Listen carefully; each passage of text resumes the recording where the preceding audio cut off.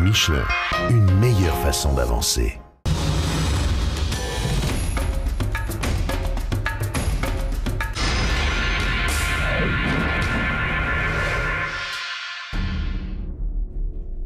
Deuxième étape et une grande boucle, mais une boucle quand même autour de Pisco, 85 km de liaison et 242 km de spécial. Et Carlos Sainz se souviendra sans doute longtemps du 75e kilomètre, une dune compliquée, tellement compliquée que le vainqueur 2010 doit rebrousser chemin. Résultat, une perte de temps énorme et la tête du général qui s'envole. Pour le team Qatar, de toute façon, ça n'était pas le jour. Nasser Al-Attiyah, lui aussi, perd un temps considérable.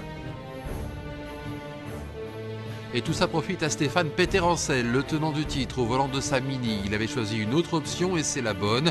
Peter et Jean-Pierre Cotret, son copilote, remportent cette étape devant Giniel de Villiers sur Toyota et le surprenant Ronan Chabot, déjà 5e hier avec son buggy pour le team SMG. C'est aussi le nouveau trio de tête du général. Pour les buggy du team Qatar, ça va mal. Al-Attiyah est 5e à 11 minutes et Carlos Sainz 7e, mais il perd 18 minutes et 3 secondes à cause de cette maudite dune. Gerlin Checherit, le coéquipier de Chabot, était dans le rythme, mais une crevaison lui coûte 32 minutes à l'arrivée de cette étape.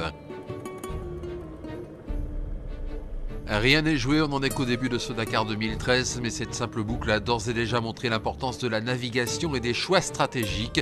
Les buggy avaient les moyens de bien faire, Chabot l'a prouvé, encore fallait-il faire les bons choix et ne pas jouer de malchance.